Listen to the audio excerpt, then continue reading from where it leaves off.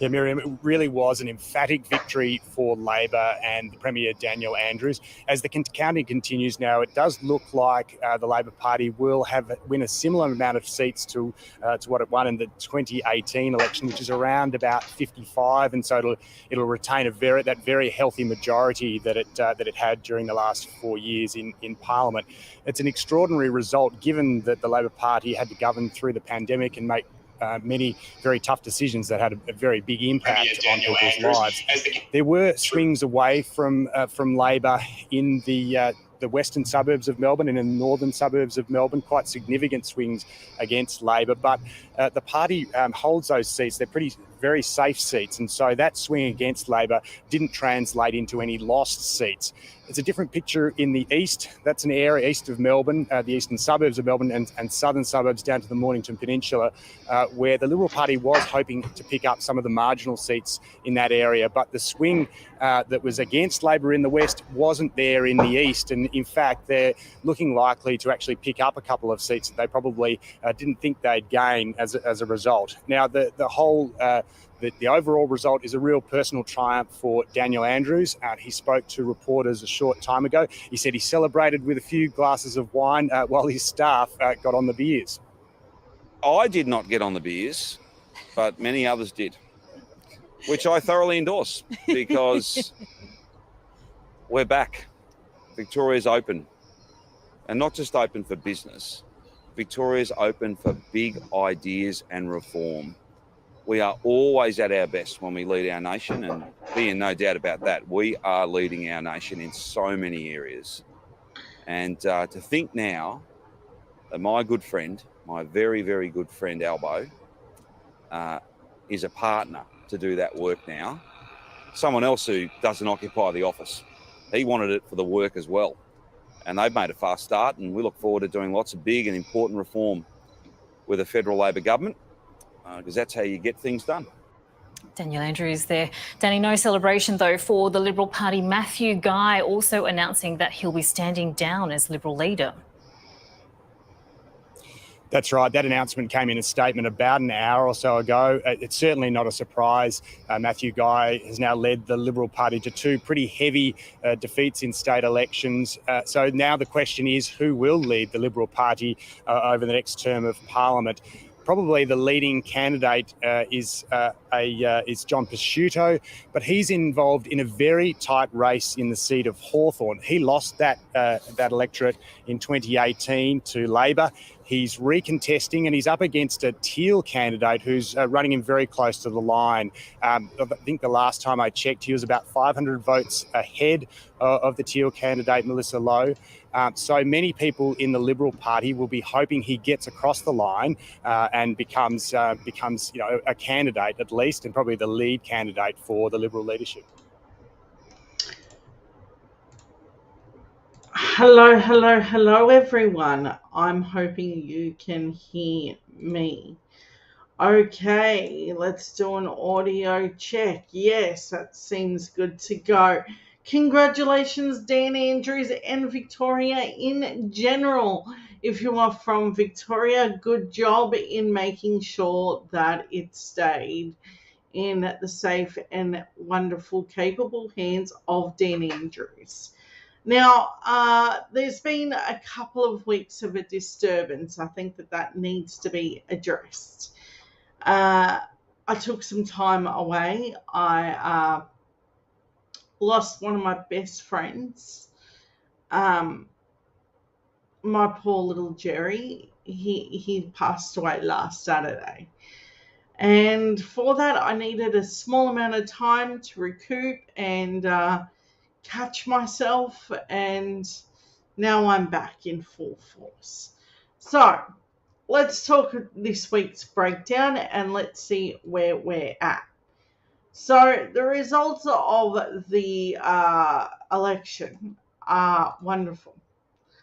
So when we have a look at what we wanted to see for this, I thought this will be a wonderful way of showing exactly where we are at currently. Okay, Okay, here we go.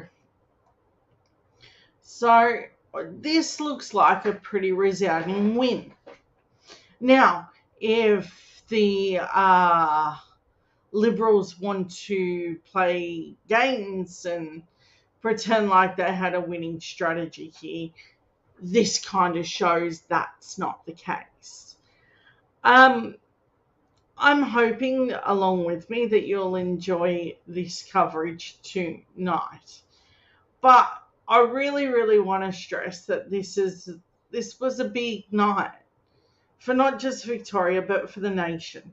We have endured the media's weird attacks on Dan Andrews. Everything from a bike accident that was not in any of the Andrews' fault at all to a fall that he had during the pandemic and other strange, attacks that he seemed to endure. I'm not saying that a politician shouldn't be rightfully, held accountable.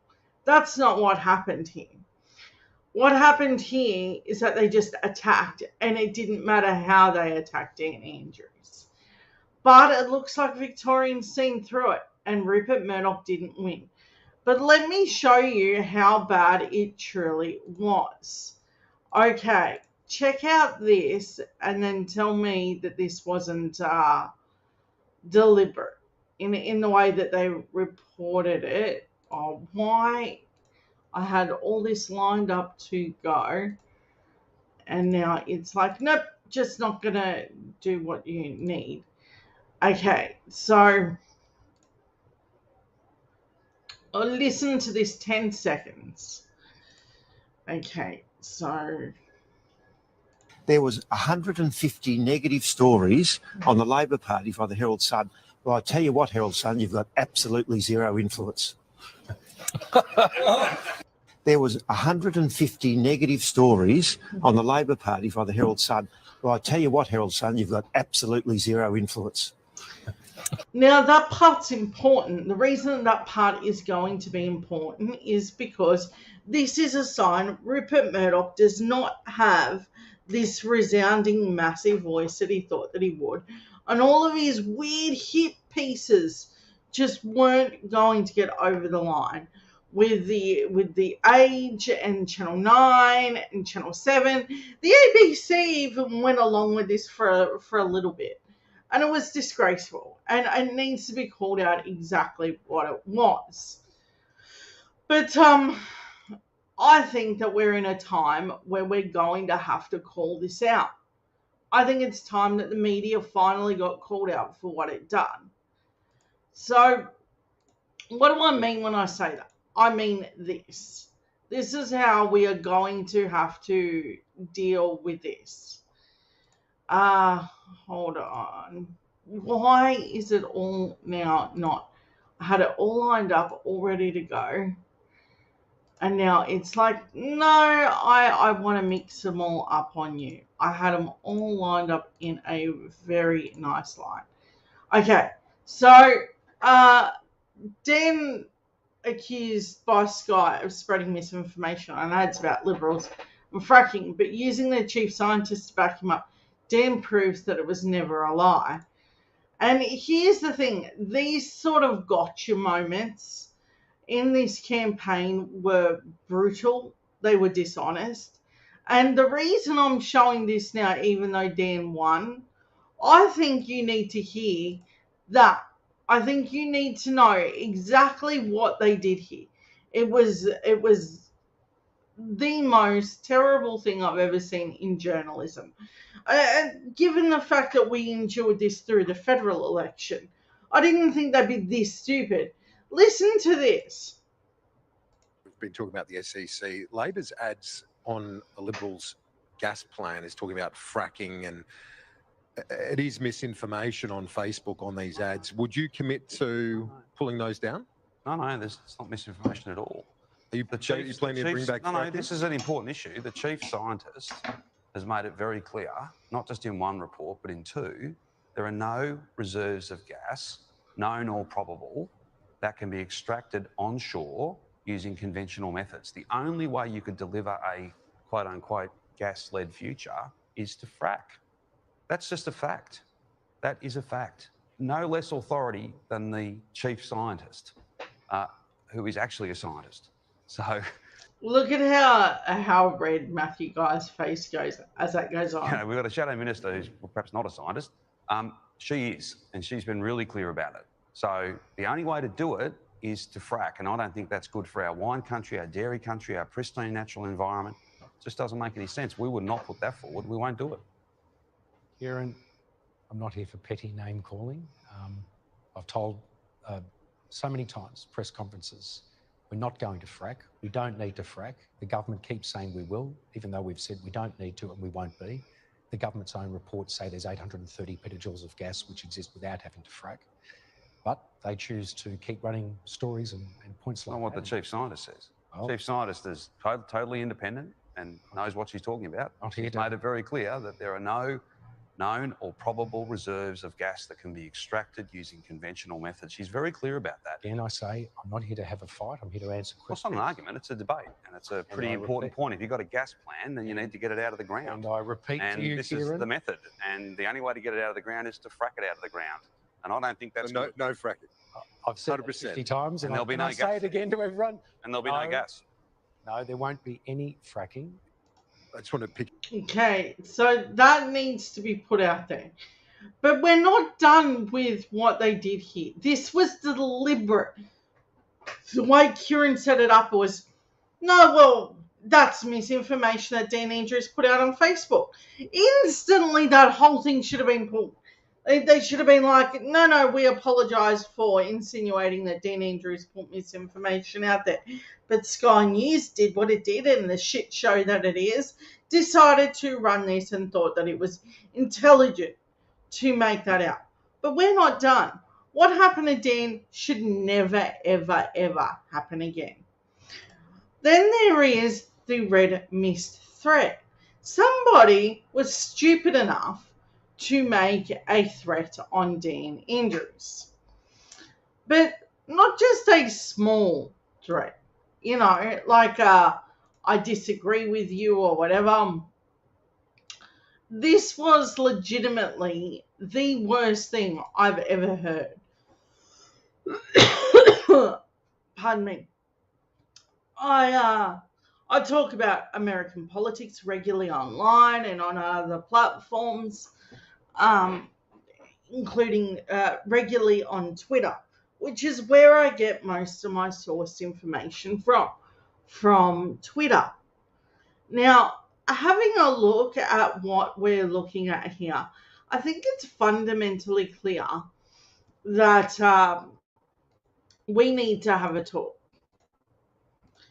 about what happened in Victoria. This person should be enduring one of the biggest criminal probes I've ever seen. This is called stochastic terrorism. This means even though she personally will not create this terrorist attack, she is inciting terrorism. And this is by no means should be underplayed on what she did here. And if you don't take it seriously what these threats were, you're in really big trouble. You're setting a precedent for not only yourself in that political life, but you're setting up a really, really bad part of society where you can make threats like, hey, let's just kill him. That is the most outrageous thing I've ever heard. No one should ever be threatened with any physical harm. Now, if you notice, I don't like the Liberals. I don't like some other candidates either. But I would never wish anyone harm, no matter what I thought they did. I'm not a fan of the New South Wales Premier at all. But do I wish anything would happen to him? No. I just hope he loses an election. That's it. Whatever they thought that they were going to get, whatever gas that they thought that they were going to get out of this story, it quickly fizzled into, Oh my God, now there's a criminal probe. So, what did she do and how did she do it? Listen to this. I joined the Angry Victorian Party for one reason. To make Daniel Andrews turn into red mist. Now, I'm showing you this because this is the sort of thing that should never, ever have reached anyone's campaign. Now, there were people that were saying, if you show this, you're going to endorse her, and, why show the vitriol? Because this is the Americanization of our politics. Because if we don't show that they are this vile, we're done. We are done as a nation. We would call it pink mist, but I want him into red mist. Give anyone here in the army a job to blow someone up. Now that there is terrorism. Oh, what the hell is that? Or what level do we get to where we're like, yeah, no, this one officially went too far. This literally went too far. There is not a explanation they can give. There isn't a, didn't think that would end this badly. No, it was always going to be a bad move. And they will! Now,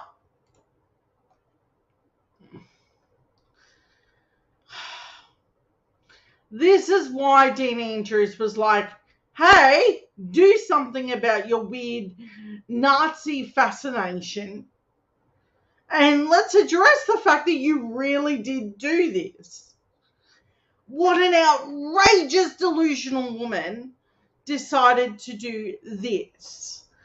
I don't care that she was running in a campaign. Oh, yeah, she got attention. She's also getting attention from the boys in blue. Congratulations, idiot. You now officially made sure that you threatened the now Premier, well, the even then Premier of Victoria. Why would you even suggest to harm someone like that? And say, for instance, if someone does harm Dean Andrews in the name of this threat that she made, what happens then? Does she get charged in relation to that as well? Because I kind of think she should be. No, I genuinely think that this threat, she should 110% be held accountable. I have never seen a campaign go like this. I follow American politics. This is even out of their scope. I was there when they were saying things like, Mike Pence, you should be doing certain things. No.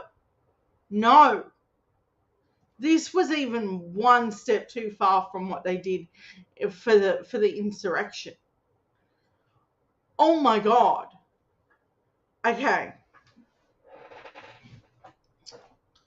So if you're okay with this, because I'm not, let's charge her. Let's go full blown and make sure that it's well known that idiots don't win. And that your little clickbaity moment is over and that you'll face official charges. I think this is honestly the most radical election I've seen. I had even been following different ones around the world.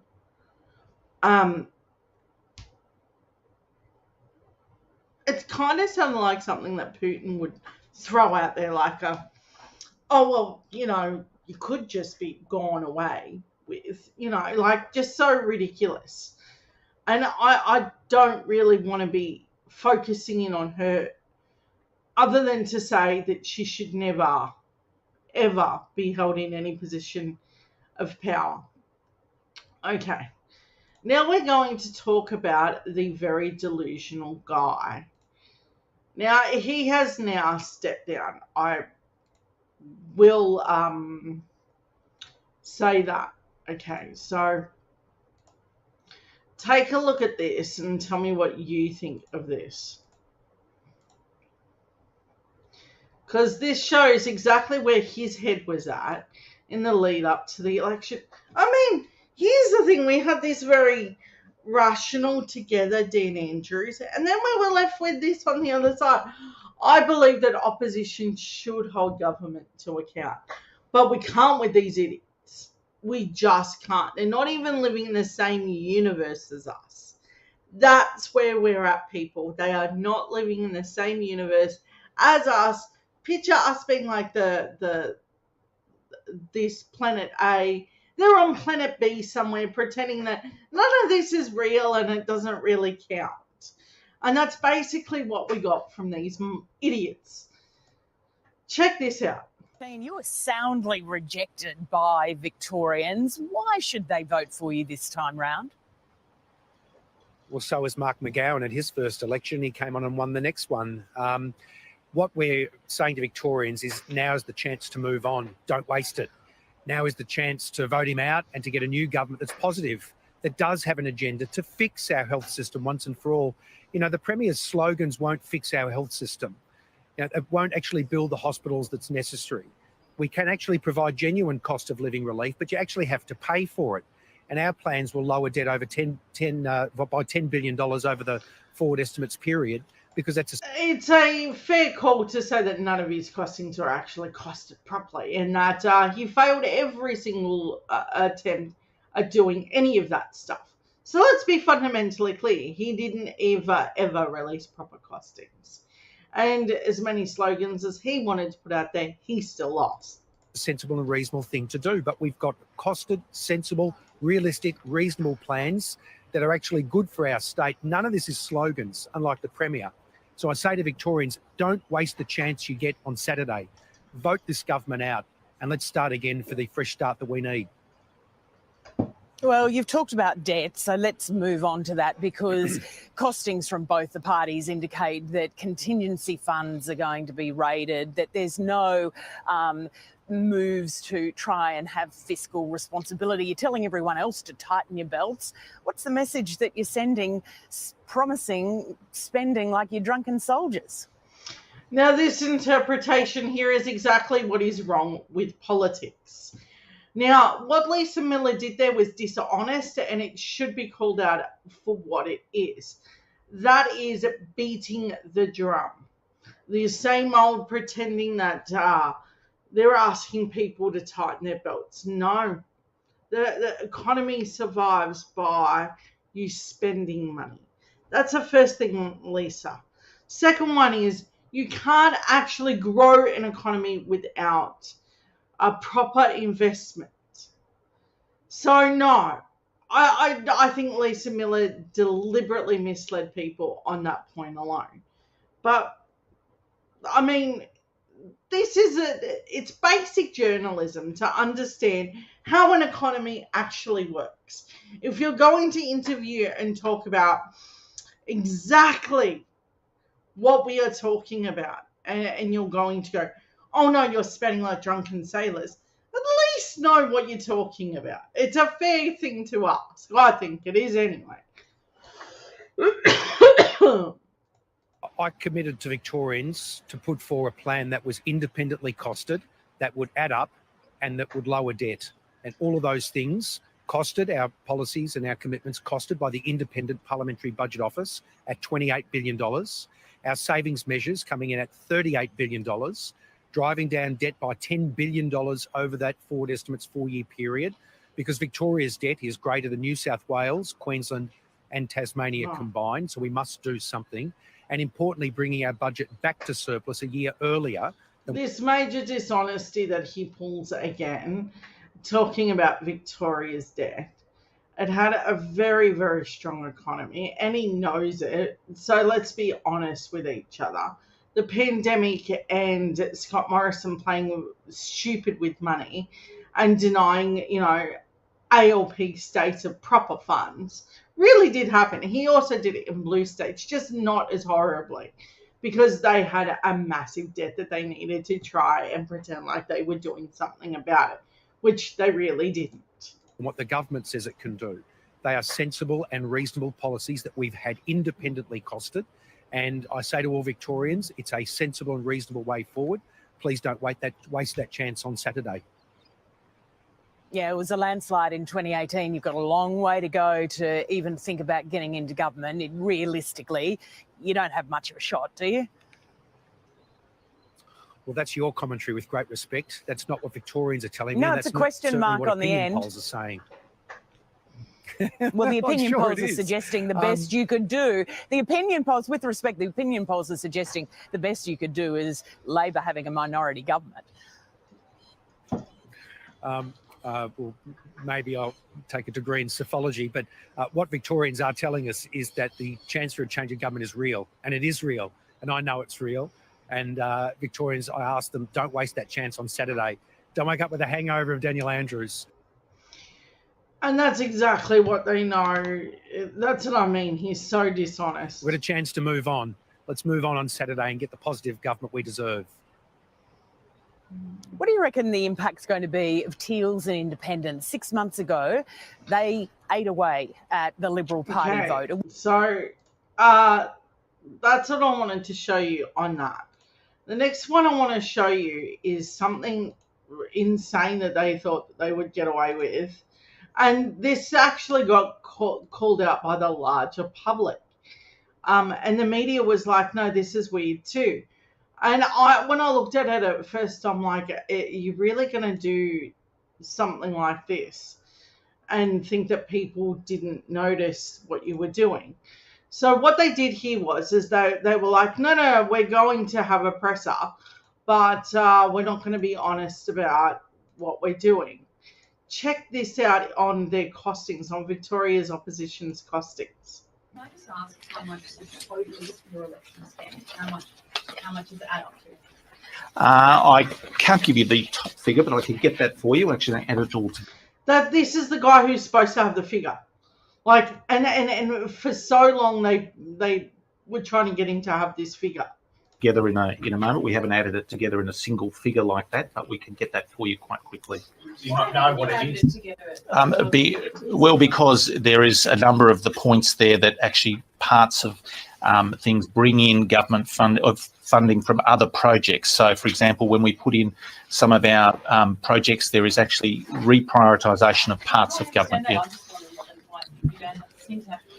Well, I can get that figure for you the final figure for you very easily. We've been asking for that figure for weeks, so is it a bit? Well, I'm not sure that anyone's... Hear that? I've been asking for those figures for weeks. This is a $2 policy that they had for train rides and a fair few other things. And they're like, no, just give us a figure of roughly what you're looking at. And they just didn't. Right up until like the last moment, they just did. Actually asked me directly, but I will get that figure. I will certainly get that figure for you later this afternoon. I will get you a figure within an hour or two. Good evening. With just 48 hours before polls close, the coalition has been unable to say how much its election promises will cost Victoria. David Davis made the gaffe. Heidi Murphy with today's developments. Asked for a total on their election spend. How much does it add up? The man hoping to be the next treasurer had no answer. Yeah. So they don't even know what they're going to do. They don't even know.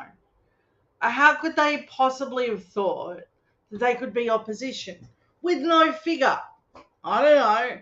But they definitely were attempting it. That's what I found the most crazy part. So the next one I want to talk about is plagiarism. Now, we all know that plagiarism is terrible.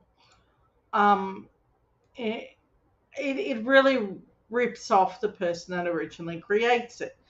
Now, what happens when they attack the national broadcaster, our ABC, and then pass it off as their own work, as Murdoch entities do, and then try and pretend like that didn't happen?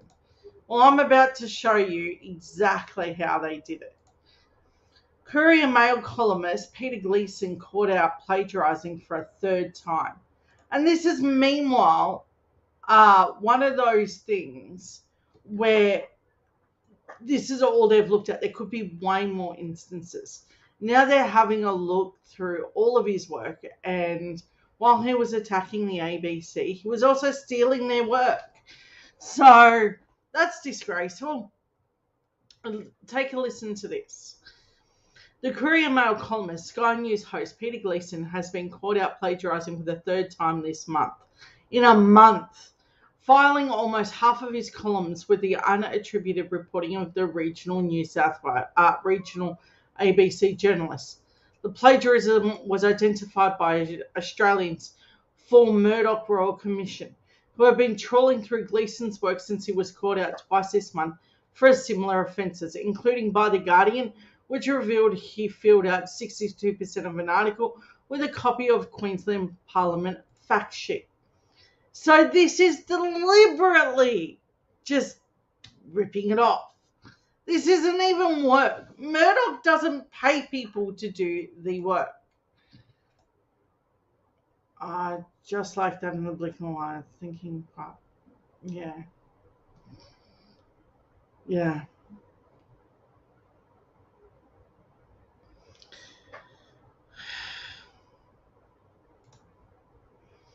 So, that just put me off a little. Okay. In the latest example, discovered a Gleeso Confidential column from March, the former editor of the Sunday Mail told the moving story of a chinchilla woman, Yvette Bracefield, who was forced to give birth on the side of the highway. Titled, "Oh Baby, the Bush Still Gets a Raw Deal." The column began in trumpeting a 2017 Sunday Mail series about the inequity between health services provided to women in the bush compared to those in the southwest corner. I did have an experience like this with two of my children. I gave birth in a regional part of the country. And yeah, this is a very real issue. But that's sidetracking. It was confronting, particularly for those women simply wanting to have a baby in regional towns or cities. The state government pledged to fix it. The next 8 paragraphs, however, did not cite the paper's past work and instead reported Bracefield's recent ordeal in vivid detail. We caught Beatrix at the time and kept having nightmares that we weren't going to catch her in time. She was just going splat on the asphalt, says the newborn traumatic arrival into the world. The quote, the next 8 paragraphs, is lifted from a story from the ABC, Southern Queensland, John Daly, published in February. The original reporting, though, was not mentioned. After the paragraph, Gleeson derides a hospital spokesperson response in Daly's reporting as tepid and stupid. The columnist then returns to the ABC story for another 3 paragraphs. Afterwards, Gleeson switches to rural banks closing and quotes Robbie Katter. Robbie Katter is the son of Bob Katter. In about 45% of the article is taken without attribution from the ABC article. In response to the question, Guardian Australia, a News Corp spokesperson, said the organisation would review the matter of ongoing inquiries because that's how they do things. You know, they call an inquiry. They don't have to tell you what they come up with, but yet they're going to say that they're going to look into it. Where are the new claims regarding Mr. Gleeson and have included them in our ongoing inquiries? Gleeson has been contacted for comment. Okay, so the AFMRC's National Director, Christy, said that she expected more plagiarism to emerge as her organisation sifts through his work. Gleeson is one of Australia's nastiest critics of the ABC, claiming regional Australia is fed up with the national broadcaster, she wrote in a draft email to supporters seen by The Guardian. There's more. There's going to be way more on this. This doesn't end here. There will be way more to be talking about in relation to this. But we're not done there. Okay, so what does that mean for what happened here? Michael West gives an amazing take on just that. Rupert Murdoch's News Corporation has been trying to destroy the ABC for many years. They want to privatise it. It's a waste of taxpayer dollars, they say. And that's why we were so tickled pink the other day when Paul Barry, who does a great job on Media Watch on Monday nights. Excoriated Sky News After Dark tub thumpers yet again. This time, they busted a guy called Peter Gleeson for plagiarising. Gleeson had been sitting there bashing the desk and carrying on about the waste of taxpayer dollars. You pay the wage. You, sitting at home there now, you pay the wage of the presenters and producers at the ABC. You don't pay my wage. But the ATO, the tax office's annual tax transparency data had just come out. And guess what? There's Rupert's mob again, News Corp paying no tax again. They haven't paid tax for years. Rupert doesn't like paying tax. He's always been a big user of aggressive tax structures, tax minimisation, tax avoidance, tax evasion. There's one of his minions, one of Rupert's flatterers, excoriating the ABC for being biased and for their journalism. Why should we have to fund it with our taxpayer dollars? This from an organisation which is not only funded indirectly by taxpayers via the last government's Google News Showcase, you know, a few tens of millions of dollars gouged out of Google and Facebook and just given by Google and Facebook straight to News Corporation and Peter Costello's Nine Entertainment and Kerry Stokes's Mob 7 network. All the billionaire mates are looked after. They're in constant daily abuse of their power and their dominant media position in the mainstream, and they are just complete cheerleaders with their little pom-poms out when it comes to the Tories, to the Liberal Party and the National Party. And here they are, dead set plagiarism. At least the ABC gives the journalism thing a go. Doesn't always get it right. It's a bit gun-shy. You can't sell the ABC. And people above Gleeson at News Corp would know this. And the 1 second, people. Oh, I just need to tell my son to answer that. Oh, thank goodness that happened. This is what happens when you share a computer, people. It goes everywhere. reason that you can't sell it or privatise it is because it would have to fund advertising. And if it was suddenly privatised or sold off, they would then go to the commercial advertising market. And that advertising, hundreds of millions of dollars, will be ripped straight out of the commercial TV networks, which are getting beaten up by YouTube and new media anyway. The hard heads up the top on level 5 of Holt Street know that you cannot privatise the ABC because it will kill all the commercial news organisations. It has greater authority. Its news is trusted as a source, and they do give an old-fashioned thing called journalism a red-hot go. That was an excellent insight. Sorry about that small interruption. I have teenagers that do use my computer when I'm not in my office. And that was a Discord phone ringing, something. I don't know. Okay, so what we get from this is we're at a point where we know that the Murdoch entity is irrelevant. So now we've gone through the showing the 150 hit pieces that Murdoch did take out in attacking ALP,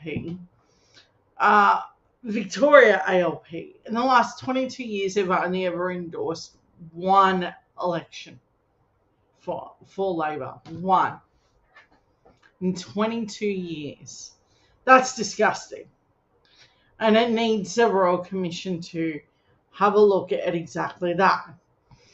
Okay, so next we're going to talk about Tony Burke.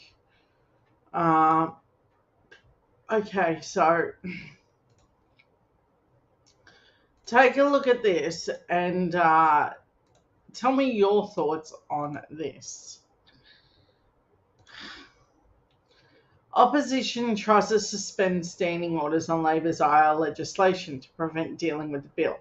Problem is the bill is no longer in the House, forcing Tony Burke to school the LNP on parliamentary process, the location of the Red Room, the Senate.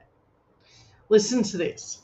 Quite astonishing, just in terms of the tactics of those opposite, that they've waited until the bill is no longer before the House before they come in here to suspend standing orders to prevent the House from dealing with the bill. The bill's not here.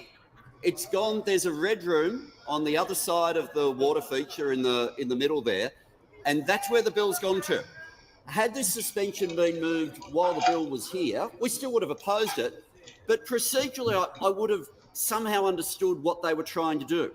But now we're being asked, as a House, to lay aside a piece of legislation that ain't here. It's not here. It's just not here. Quite astonished. It Just is in terms of the amazing that tactics of those. they pull stunts like this. This isn't new. It's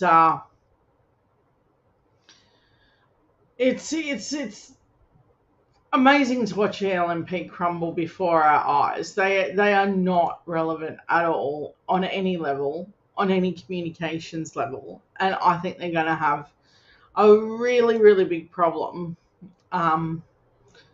discussing it. But they're not done that yet, because now we've got the 30,000 feet view of the Liberals going, oh no, I now need to condemn the Morrison government, even though they were all in there. They knew exactly what was happening here. And now we get pieces like this. Check this out. Okay, so when you see this, you're going to be like, why? Extreme overreach. Josh Frydenberg felt betrayed by the Morrison secret appointment, right? Now, this is written by Nikki Sava. So, if you don't know Nikki is a very, very much, pro-LNP. Because that's how it is. If any further proof was needed that Scott Morrison had lost touch with the reality of not only while he was Prime Minister, but that his malady had lingered for months after it came during his first conversation with Josh Frydenberg after Anthony Albanese revealed that the Treasury was one of the former Prime Minister's secret ministries. Oh, see, now that would have hurt his fees now, wouldn't it? But I think Josh knew. But playing possum doesn't work. Almost immediately after Albanese's stunning announcement, Morrison tried to contact Frydenberg, ostensibly to apologise to his former deputy. Frydenberg ignored Morrison's first few attempts, not trusting him to speak, and finally responded. Frydenberg can't actually remember using the word sorry. Because why would Morrison say sorry? Because they're so arrogant, they were taught not to. What really stuck in Frydenberg's mind is that, and his craw, is that Morrison responds to that initial conversation when a profoundly disappointed Frydenberg put it to him, you wouldn't do it again if you had your time over. Morrison replied, yes, I would. That there, yeah, he would. He'd do it all over again. Just terrible. Frydenberg was staggered and he asked him why he had done it. Morrison had no coherent explanation except to say no one understood what it was like, the thing that would reprise him at the press conference afterwards. The one where he also insisted that he and Frydenberg remained the best of friends. Frydenberg was incredulous. After a few days, Morrison rang Frydenberg again and told him he had been thinking about the conversation on reflection and said no. He'd probably not take the Treasury if he had his time over. Note he only referred to Treasury. There was still no apology. When asked, Frydenberg still regarded Morrison as a friend. He replied instinctively yes. When asked him if the friendship had been damaged, the answer was the same, yes. Despite Frydenberg's positive reflux response, that is one relationship that will never be the same again. Morrison began in politics with few friends and ended with even fewer. Now, this coming from Nikki Sava is amazing. This is why I'm taking the time to dissect it. One, because I don't think it's been put out there that much that she did take issue with this. But I mean, the hindsight moment, if they were still in government, she'd never write anything like this. Morrison, people had stuck by him for decades, fought all of his battles, gathered his numbers and prayed with him and defended him, often at some point in their own reputation and careers, felt used, wounded and deceived. When we spoke late in 2022, August, after Frydenberg had spent a week in Queensland with his family, it was the first time he had agreed to speak publicly about Morrison's actions. Frydenberg found out about what Morrison had done. I'm going to dispute that and say they knew a long time before that. On social media, after Albanese announced it, friends and journalists bombarded him with messages, mostly featuring the googly-eyed emoji that doubles for "oh my god" and WTF, which is exactly what he felt. We had a brief conversation, and he was angry and hurt, confused and dumbstruck. It was such a betrayal of trust. He debated whether or not to respond publicly.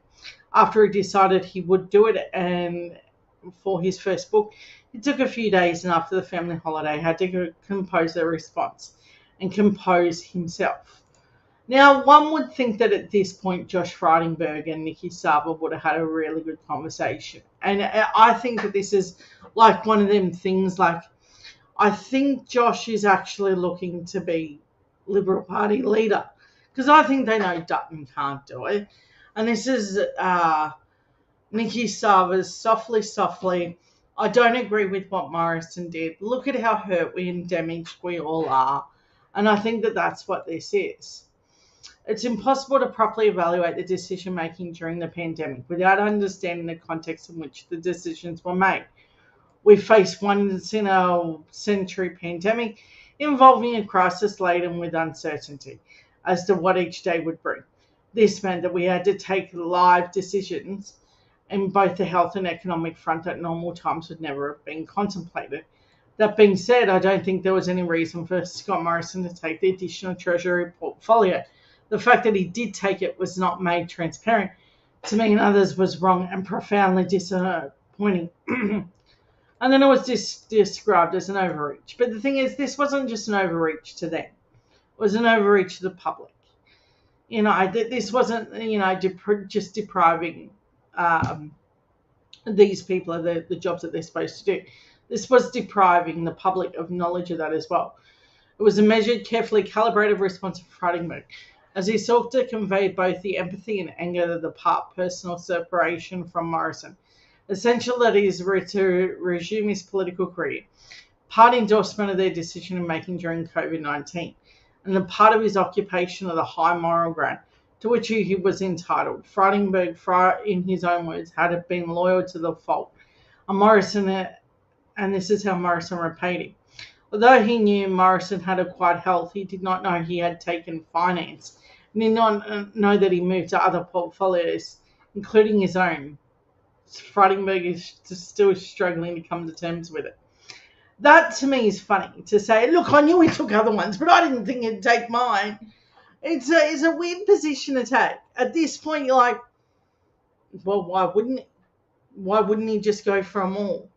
He had half the cabinet. Ridiculous. Next, we're going to focus in on New South Wales. So, Rose Jackson, I've been following her for a while. This is someone that you got to see. She calls it the Liberals that aren't for exactly who they are. Take a listen to this and let me know what you think in the comments. It is too hard to find a place to live in this state. This government has decimated social housing. They have sold over $3.1 billion of our precious public housing since they came to government.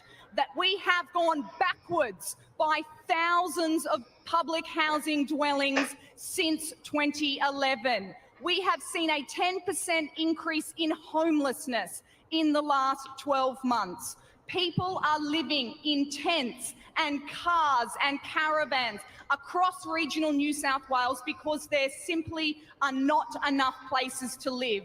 Delegates, last week I raised these issues in New South Wales Parliament with the Minister.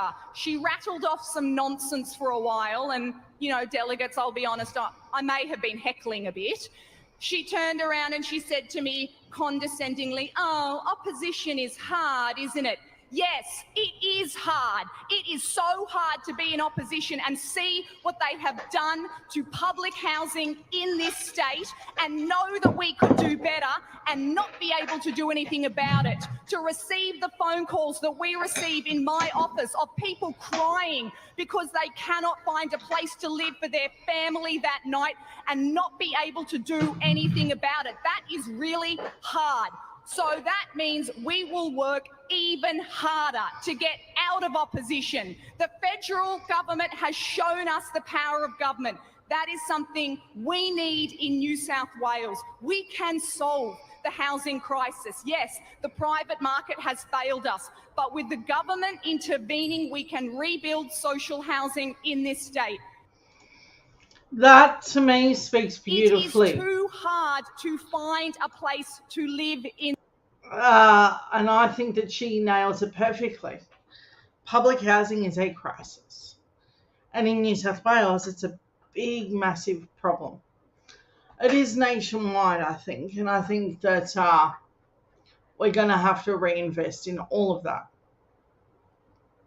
So I'm hoping New South Wales goes red in March 2023. So let me know in the comments if you want to see that too. So back to Victoria, and I think that we need to talk. And the reason I think we need to talk is I think we've got this going on, and now the hindsight moment is coming in. So check this out. Oh. Victorian election does appear. Look, every election gives you some nutjob candidates, but this Victorian election does appear to be going above and beyond, right? There's the Liberal Party candidate who says that we should abolish the minimum wage and who doesn't believe in renewable energy. There's the Liberal Party candidate who says that abortion is a terrible evil and doesn't much like LGBTIQ plus people. There's the Liberal Party candidate who says that we shouldn't recognise First Nations people because we won this country fair and square, and says that if elected, he will vote to ban abortion because something about vaginas. And there's the Liberal Party candidate who trained for years with a Pentecostal religion that says that you can pray away the gay.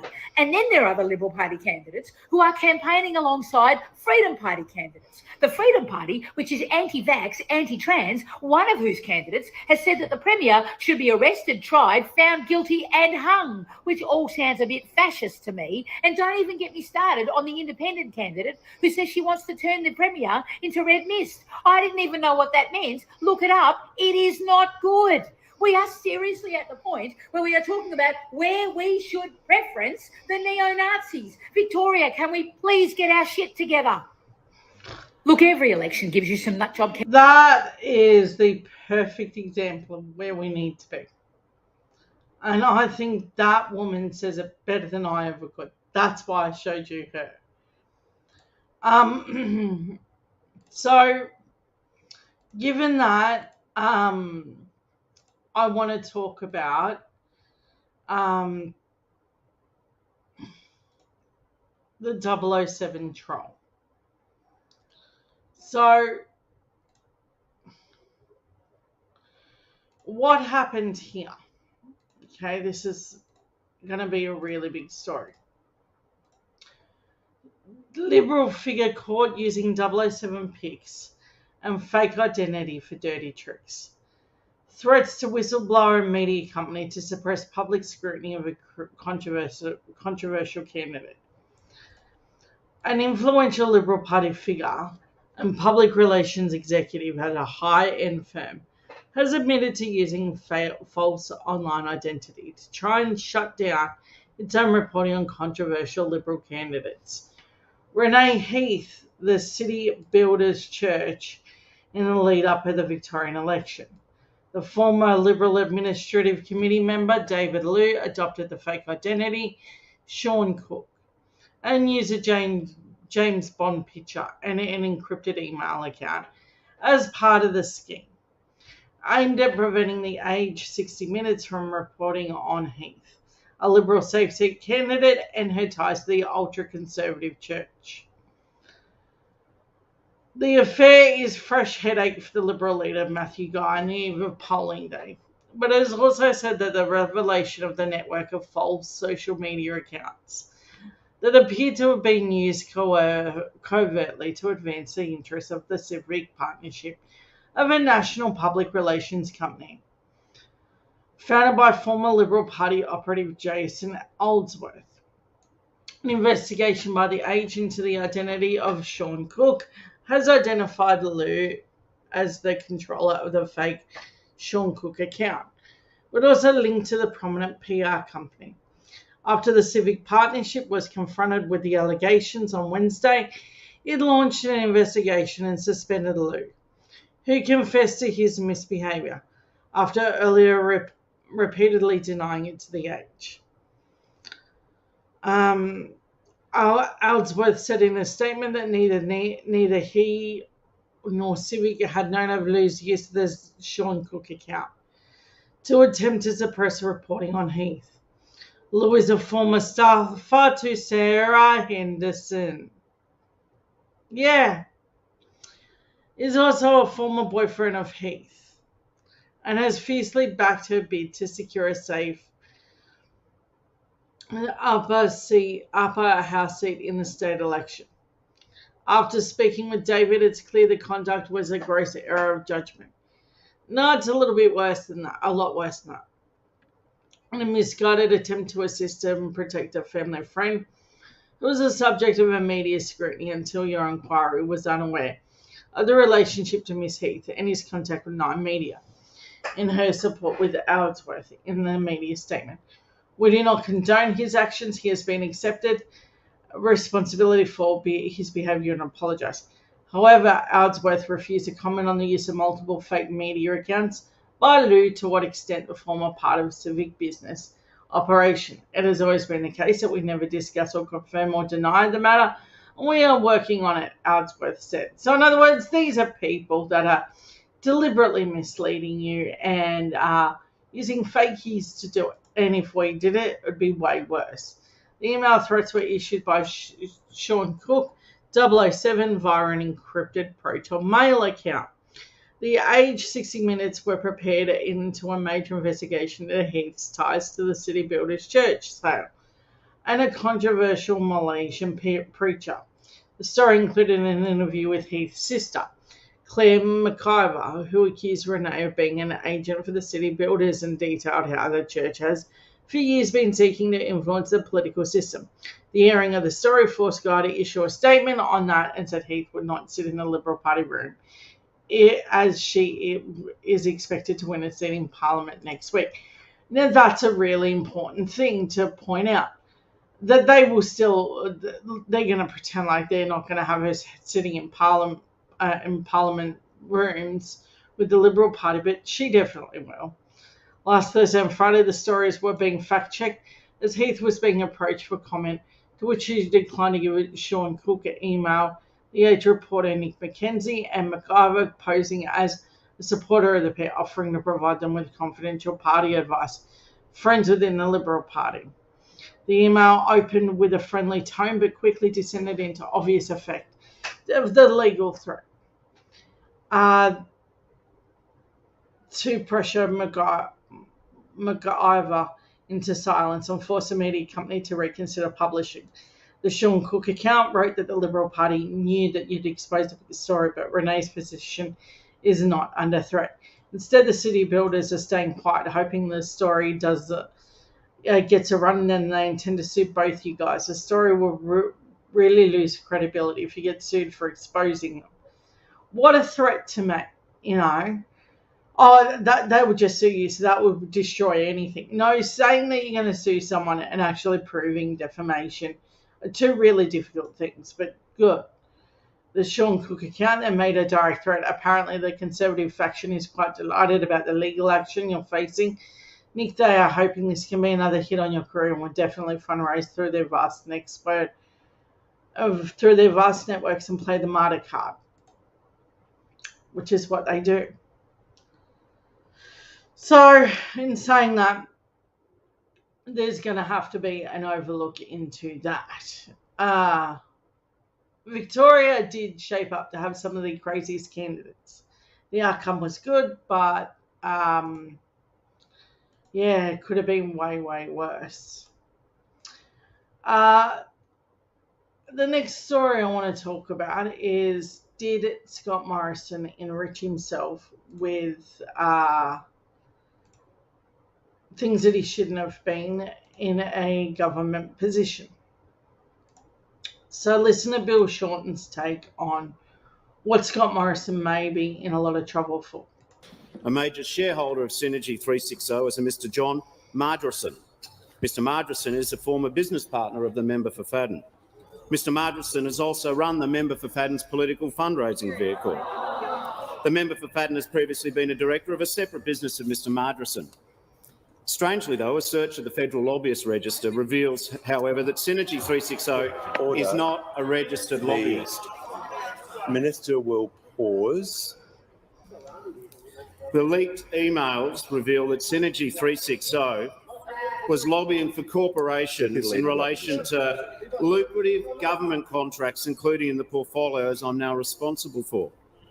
Therefore, this morning, I have asked the CEO of Services Australia and the CEO of the National Disability Insurance Agency to immediately and thoroughly investigate any of the contracts awarded to these companies and individuals named in these reports. We believe that when there is clear lobbying, as revealed by the emails, companies are required to be on the lobbyist register. This is not an option. But most importantly, using public office as a politician to enrich your private friends and mates, including political donors, is not a shade of grey. Whether you're a backbencher or a frontbencher is not a defence. If and when public office has been used to enrich private mates, it is corruption. Yep, and that's definitely true. Now, in saying that, I think that that's going to be a really big problem. This is what I mean. Morrison held up a lot of shady little deals. And I think that that's where we're at. We have repeatedly showed that Morrison did these shady things, held secret ministries, had secret entities, funding his little hate campaign.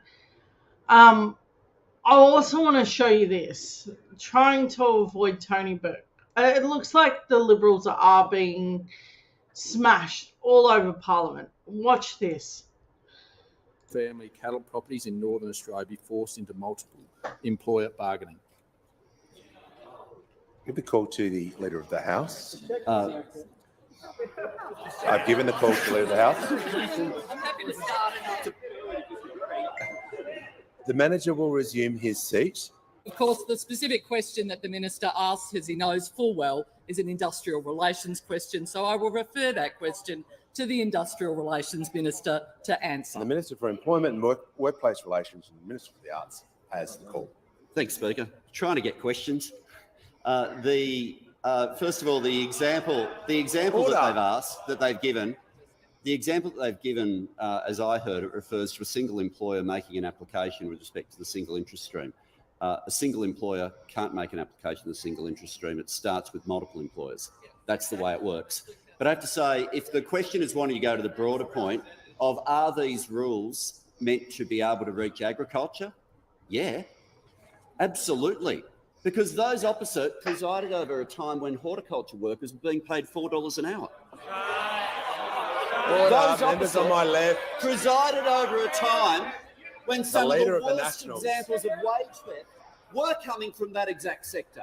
Not because of the farmers themselves, but because of the labour hire. The Leader of the Nationals will cease interjecting. Rorting the systems where the farmers thought they were paying for decent wages, they were being charged for them, but there was a rort happening that was never meeting the worker. Now, I met with workers. I remember meeting Kate on a visa here from Taiwan, who was fishing out of the bins beside the supermarkets to get food, and she had a full-time job because that's what was happening under the laws of those opposite.